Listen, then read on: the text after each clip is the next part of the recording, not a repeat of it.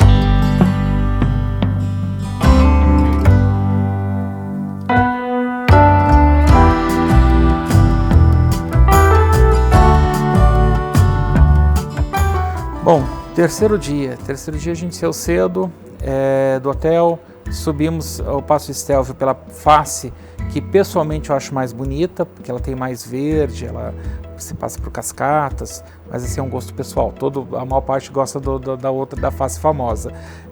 Então a face é Stilfjord, né? Fomos até o alto Passo Stelvio, são 2.370 metros, se eu não me engano. E são 178 curvas, a subida e a descida, e só contam as curvas cotovelo. As curvas mais leves não estão nessa conta. Então são 178 curvas cotovelo entre a subida e a descida, né? Lá em cima a gente faz um lanche, geralmente a gente faz um lanche que é bem tradicional lá, que a gente escolhe o tipo de salsicha, um pão com mostarda, com ketchup, maionese, a salsicha feita na chapa, tá? É um lanche bem tradicional ali de cima. Depois descemos, continuamos o Passo de Stelvio, e finalizando ele a gente seguiu em direção ao Lago de Garda. Então nossa hospedagem foi na região do Lago de Garda, que é maravilhoso. O lago está cercado por montanhas muito altas, com águas transparentes, água a temperatura fantástica nessa época do ano, que é verão, e o visual do lago, tanto durante o dia quanto durante a noite, é uma coisa inacreditável. Então assim, nosso dia foi de muita estrada, muita curva, mas é um dia bem gostoso.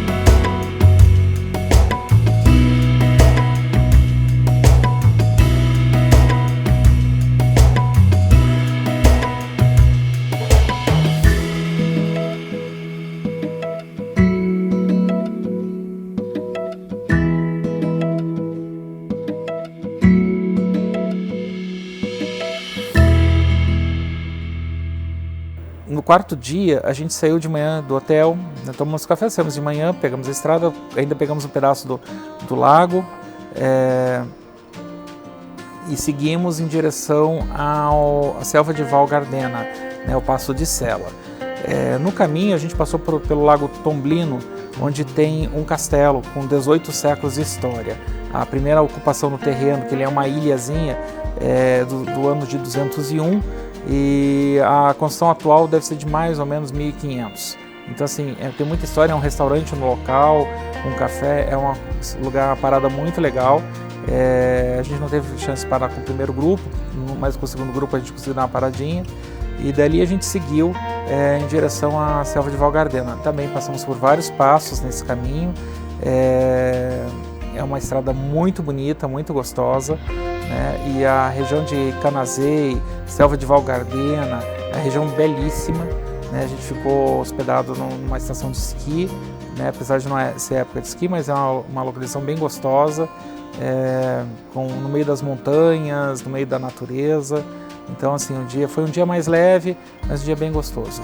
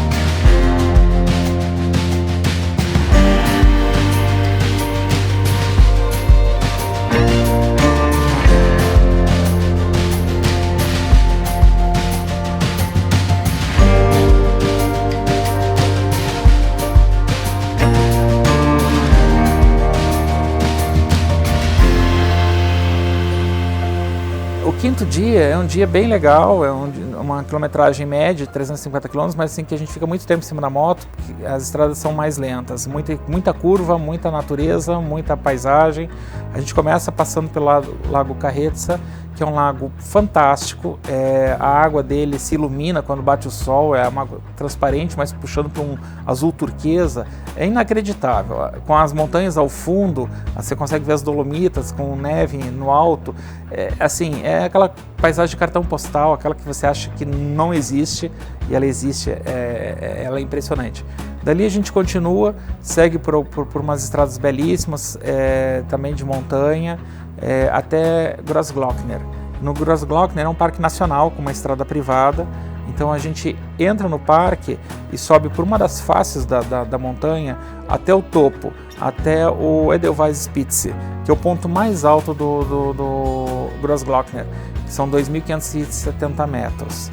Então lá de cima a gente consegue ter a visão de todos os Alpes austríacos, o Tirol, as faces da montanha são diferenciadas de um lado para o outro, assim, você tem montanhas mais altas, mais baixas, com mais neve, é inacreditável. E depois a gente seguiu a viagem, descemos para o Großglockner, seguiu até Bad Reichenhall, onde a gente ficou hospedado. Isso fica do lado de Berchtesgaden, já na Alemanha.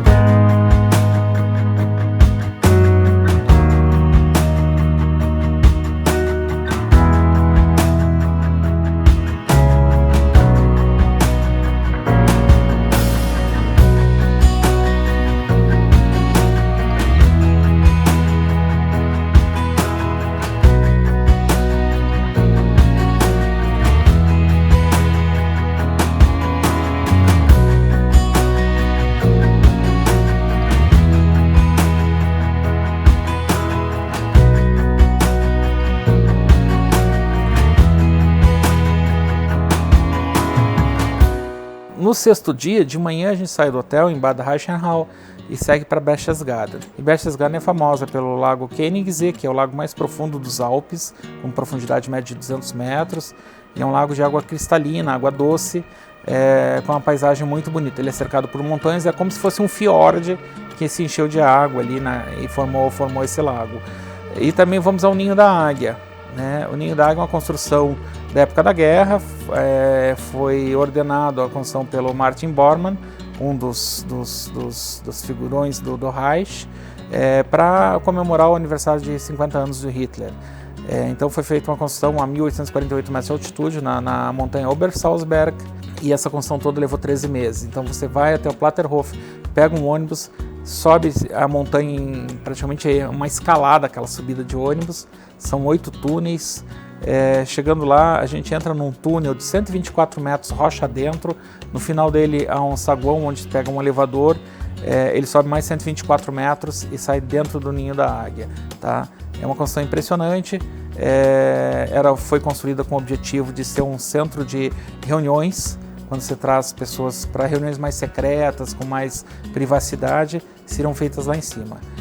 O próprio Hitler só teve 3 vezes lá em cima, ele sofria de vertigem. Acho que ninguém consultou ele antes de construir a obra, mas independente disso, ela é fantástica. Até hoje impressiona pelo tamanho da obra, pelo tempo de construção, né? Ela é impressionante. E o visual lá de cima é indescritível. Depois de a gente fazer essa visita, a gente continuou a viagem até Munique. E em Munique a gente visitou o Welt, BMW Welt, onde é o mundo da BMW, e ao lado tem o edifício sede e o museu da BMW. Então a gente fez nessa tarde a visita ao museu e ao Welt, e depois fomos para o hotel para descansar e à noite jantar na Hofbrauhaus, a cervejaria mais antiga do mundo em funcionamento contínuo. Desde 1589 servindo boas cervejas e bom joelho de porco.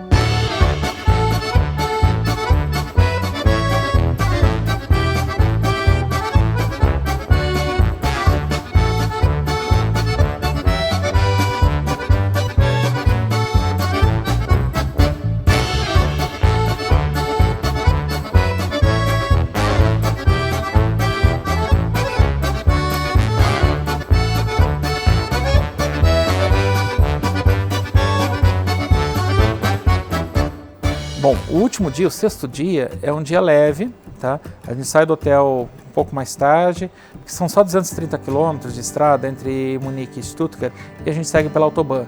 Então, assim, é o período que as pessoas podem, com segurança, acelerar suas motos a 200, 220, 230 km se quiserem, né? Se quiser andar ali, pode andar 130, que é a velocidade nominal da estrada, mas ela tem os trechos abertos, que aqui na Alemanha não existe o limite de velocidade.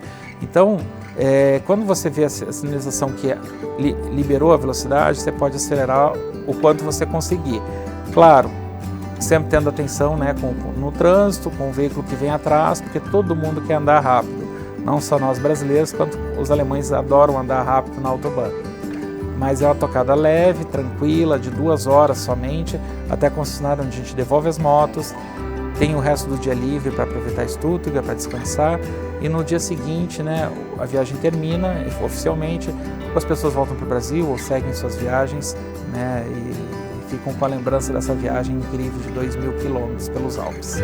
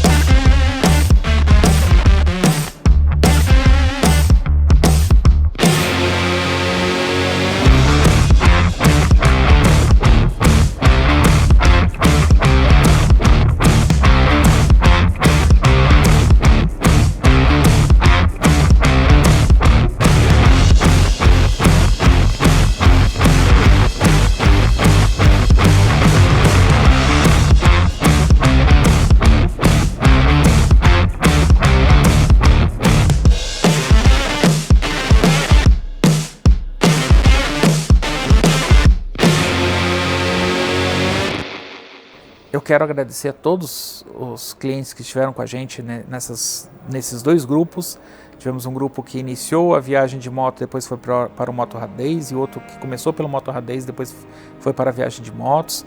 Quero agradecer ao nosso staff, ao Frazão, ao Tiago, meu sócio, ao Bebeto, nosso cameraman e nosso editor, nosso jornalista, que está fazendo todo esse material, as concessionárias parceiras, a BMW do Brasil, e conto com vocês. Você que quer ter uma viagem de experiência, quer conhecer os Alpes, quer ir no melhor evento de moto do mundo, quer ter essas experiências fantásticas, aguardo você nas próximas viagens, no próximo ano aqui conosco, né?